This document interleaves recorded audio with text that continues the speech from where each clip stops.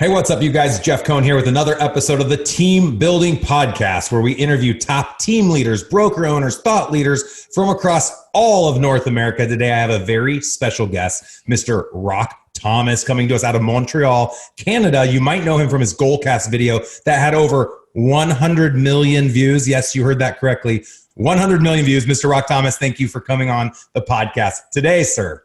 Always a pleasure jamming with you, Jeff. Hey, I look forward to today. We're going to cover some really great content. A lot of people are scared right now with a shifting market, not knowing what to do. And so indecision leads to playing Xbox 24/7. We're going to talk about strategy. You can play Xbox. We're going to talk about how to overcome some of these excuses and talk about mindset and get into how to overcome and be successful in light of a potential shifting market.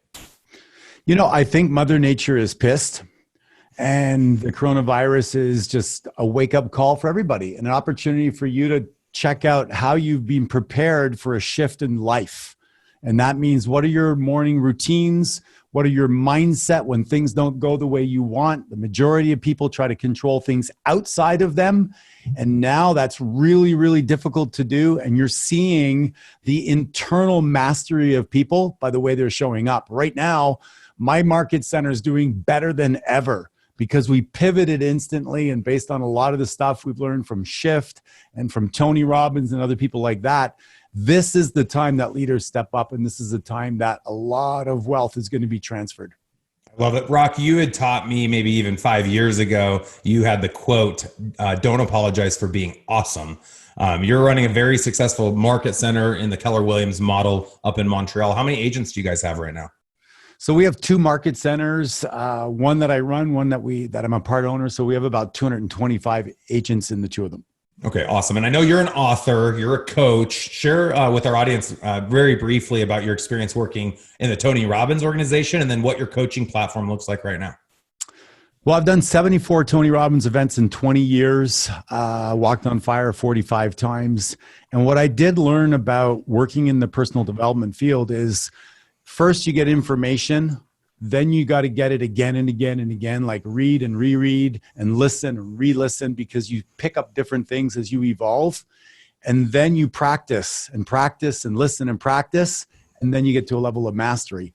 And Kobe Bryant did that basically. When he was 15, I think he realized that he was subpar to everybody else. So he made a 5-year plan to improve 1 year at a time, his shooting, his passing, his running, etc. And he knew that if he just stayed with it, he'd lap the field, and he certainly did that. But he was hungry to get distinctions and feedback, and he used Michael Jordan as a mentor. And I think that holds true, Jeff, for everybody. Somebody like you, you're hungry for knowledge. But one thing I love about you is you're hungry for feedback. So you're always looking, how am I showing up? What's working? What's not working? And I find that not everybody has that passionate curiosity to improve and get better. And that's a game changer in today's world. Yeah, there's several levels to that. You know, the first level of, does someone want to know? And I think the truth is 70% of people don't want to know. 30% aren't self-actualized enough to even ask the question. And then you have that small, crazy sector there, like you and I talked about before we jumped on today, people like us who want all the feedback. So if you don't pick me and I tried to list your house, or I asked you on a date back when I was single and you said no, I want to know all the reasons why. And I'm going to try to perfect one little thing. And I think so often everyone thinks they have to change overnight. Change one little thing, day after day, week after week, month after month, quarter after quarter, year after year. 10 years later, when you're tenured, you're a master at it. You're a pro. You're the best. You're 7th level in KW speak, where you're making $1 million a year net, only working 5 hours or less on your business. So, Rock, you've been around a ton of successful people. We're keeping this episode short. We know a lot of our listeners have about 20, 25 minutes of attention span before they move on to the next thing. What I would love for us to speak to these next 10 or 15 minutes are the habits of successful people. This doesn't have to be success in business. This could be success in life and personal fitness, mental health, whatever the case might be. You've been around hundreds, if not thousands, of influencers in your world. What are some of the habits of the people that you found are the most successful? Well, the interesting thing is that if you had a traumatic childhood, it shows up in your work and in your life. And if you haven't dealt with it, you replay it later as you grow up. But your miracle morning, or your hour of power, the beginning of your day, is the childhood of your day. So if you don't give it credence, if you don't put energy into it, if you don't have intention around reading, absorbing, exercising, getting yourself day, So number one is make the childhood of your day freaking awesome. Find out what works for you. Get the Miracle Morning, the book, if you haven't read it. And you got to pour into that. I know that you work out. You got a big gym at your house. I've been over there. We've done that together. We get ourselves fired up. We get ourselves energized. We think about what we want to do. But the majority of people don't. What do? They make the biggest mistake. They get up and they look at their phone. Yeah, their phones. Get stuck on social media right at the beginning. And they bring the outer world into their inner world when their inner world isn't prepared to respond to it. So I'd say number one is your morning. And number two, believe it or not, I say to people, tell me what you do before 8 o'clock in the morning and after 8 o'clock at night, and I can predict your financial future for the rest of your life. Because guess what, Jeff? Most people can bluff their way through the day. Bye, honey, off to work. They go to work. They sit around the coffee cooler. They shoot the They go to McDonald's for lunch. They take a walk in the park. They do a couple of things. They come home, it was whatever day. But what you do after 8 o'clock at night, are you reading? Are you learning? Are you auditing your day? Are you asking yourself, how did I show up? What did I do that worked? Where did I serve? How did I contribute? What am I grateful for? And prepping yourself to wake up like a rock star the next day. I love it. And not only are you auditing yourself, do you have a group of people holding each other accountable, asking each other each and every morning or night, did you do your workout? Did you read? Did you meditate? Did you say hello to your children? Did you work? What were your hours at the office and at home? I ask people a lot of times, I have fun asking the question if I meet a stranger, what they like to think about when they have nothing else to do. So like if you're in a line or if you're in your car, what are you thinking about? And usually what you think about is what you become. There's a book, As a Man Thinketh. And I think a lot of times people want to be successful, but are they thinking about success? Are they listening to success? Are they reading about success? Are they spending time with successful people? And usually the answer is no to all those questions, and they're just making excuses and playing Xbox. I love that question. And that was one of the first books my father gave me. So I know exactly what you're talking about. And I would say this is that a pessimist sees the problem in every opportunity, and an optimist sees the opportunity in every problem. So as I'm going around today, and when I have some time to think, I'm thinking, how do I want to come through these new times? How do I want to show up? What muscles do I want to develop? And being quarantined a bit at home, I'm down here in Phoenix, in my property in Phoenix. For the first year, I started picking oranges off my orange trees. And when I ran out of oranges, because I was here for a long time, and it was a dream of mine to have oranges and to be able to do that because I come from Canada. So it was cool, right? And I'm squeezing in freshly squeezed orange juice. I'm all excited. So I noticed my neighbors weren't picking them. I guess, the honeymoon period's over. They got too many trees. They're used to them. They're sick of them. So I started going to different neighbors and picking oranges off their tree. Well, guess what? I'm up to 8,000 oranges picked. I've got enough for the next 3 months. Is there an app for that to track every time you grab an orange? And did you have ways to calculate it, dude? Did you get your neighbor's permission? I did. Okay, good. I did. So, but the thing is, you talk about tracking, right? So I figured a way to calculate how much in a basket, how much in my knapsack. And okay, so it's not exactly 8,000. It might be 7,500 or 8,500. But I learned how to do that well. I learned that the knapsack turned backwards like this and popping them in works really well. But I'm so passionately curious about everything that I do that I've now learned a lot about that. And I think that this is how people can enter into this world. How can you pivot? Yeah. How can you learn? What can you get excited about?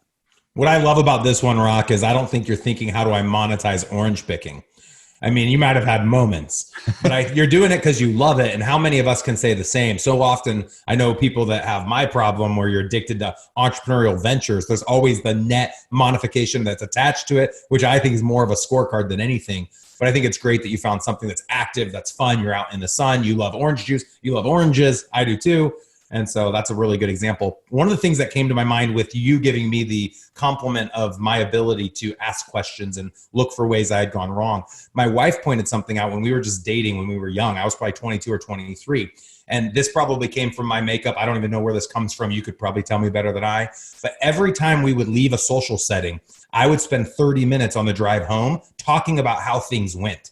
So like, let's say you and I had spent some time together, even when you were out in Omaha, all the times you visited, you would leave my house and I'd say, so what'd you think of Rock? What'd you think of that question? What'd you think about the way he put a pillow on the sofa? What'd you think about, and I'm thinking through like every little part of it. And I find myself getting home at the end of a long day. Let's say I'm working a 10-hour day, get home at 8 or 9 o'clock, and I'm trying to engage with my family, but I'm doing that through my entire day. Why did I do this? When did I do this? How'd the podcast go? What did I say? Who do I owe a text to? And I've always been that way. I've always processed and looked back. And I think to be successful moving forward, we have to take that time to slow down and ask ourselves, am I satisfied with how this day went? Did I live my best life today? So that tomorrow you can make some changes. Well, the greatest athletes do that on Monday. They review the film, and you're just doing it on a more regular basis. One thing I learned from Tony Robbins is that after every night, after every event, for 42 years, he goes in, he sits with his creative team, whether it's 2 o'clock in the morning, 4 o'clock in the morning, 10 o'clock at night, whatever. And he does something called CANI. You've heard of it. Constant, never-ending improvement. And he asks, what worked? What didn't work? How do I make it better? And I think you've subscribed to that. All great achievers have to subscribe to that. I've changed it to CSI, Creative Suggestions for Improvement, and it's part of our model as a team. We are constantly saying what worked, what didn't work, how do we make it better? And after 8 years of running mastermind groups, you get better because you're going to get 1% better a day. You're going to change one little thing. You're going to improve one tiny little thing. And you said it before. You're looking for the nuance, the detail, the tiniest little thing, stack and pack that for 10 years. You are going to be ahead of the masses. And that excites successful people. That's the thing I've noticed. Successful people get excited over the golf grip. Just move your hand a quarter inch this way, and you'll be able to hit more square by 1%. And guys like you and I get freaking fired up about that. Woo! Yeah. Exactly. Yep. Oh.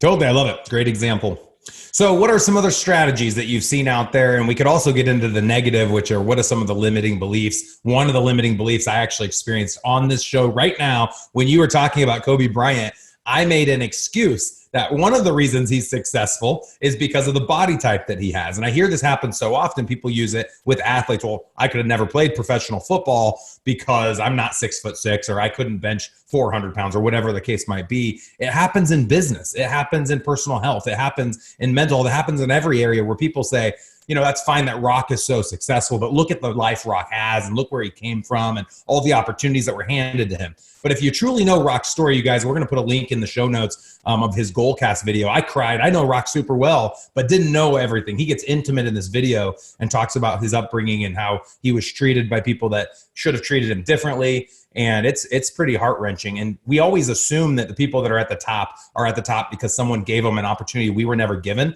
And what I found is that's true, but it's not the opportunity you think that they were given. So go check out that Goalcast video when you get a minute. I would say this is that when I work a lot with my salespeople, what I do is I want you to tell me on a scale of 1 to 10, timid being 1 and 10 being bold, where do you rank? And so 6, 4, 7, whatever. And I go, that's not the most important thing. We've all heard that thoughts lead to feelings, lead to actions, lead to results. But what a lot of people don't talk about is thoughts are comprised of conclusions called beliefs. So then I go and I probe a little bit and I go, so you're a 4 on 10, you're kind of timid. Where did that belief come from?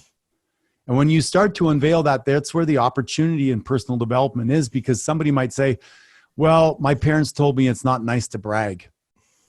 So they're timid. Somebody else said, don't talk to strangers. So now if you're going to build a business and not talk to strangers, you have a bit of a problem. Other people say that, it's not nice to be pushy and make people feel uncomfortable to make a decision at a dinner setting, or it's not appropriate. So they have all these excuses or reasons, and it's called their identity. And then I shift and I go, okay, well, let's look at the most successful people. Let's look at Jeff Cohen. Is Jeff Cohen bold? Does Jeff Cohen ask for what he wants? When Jeff goes into a restaurant and the soup comes lukewarm, does he whine to his wife and go, God, it's not really the way I want it, but I don't want to bother the waiter? Or does he go, excuse me, I really like my soup hot. Would you mind bringing me another one? Freaking right he does. Because how you do anything is how you do everything.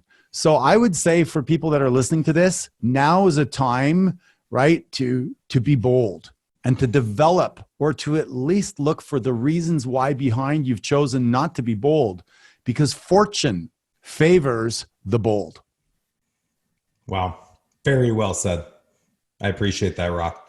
Being willing to take that step in the dark. Rock and I actually shared a meal. I think we may have talked about this on the last podcast, but we were in Vietnam for a few weeks on an adventure trip, and Rock sat across from me in a room that was pitch black.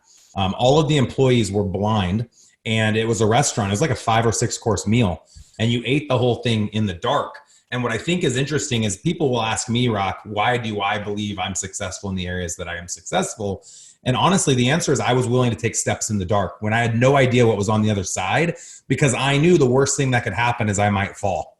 And the people that are the most successful that I've come in contact with fell more than everybody else. So I didn't only think it's going to be scary to walk in the dark. I fully expected to fall in the dark, but I knew I'd get myself back up, and I knew I'd find the light, using the metaphor. And I knew eventually I'd figure it out. And worst case scenario, I'd go back to where I came from. That's really the worst thing. That to me is the nightmare when people say, what are you afraid of? I'm honestly not afraid of anything. I think that the one thing I could say I'm afraid of is being the guy I was 5 years ago, 10 years ago, 20 years ago, going backwards. Because I tell every person to live and lead the life of their dreams, they need to be the best version of themselves every single day, leveling up every single day. And that's where I think true happiness comes from. And it's not easy. I agree with you. I call it the plan for progress. Get 1% better a day. And when you're getting better, you feel better about yourself, and there's momentum. And I think that you've locked into that.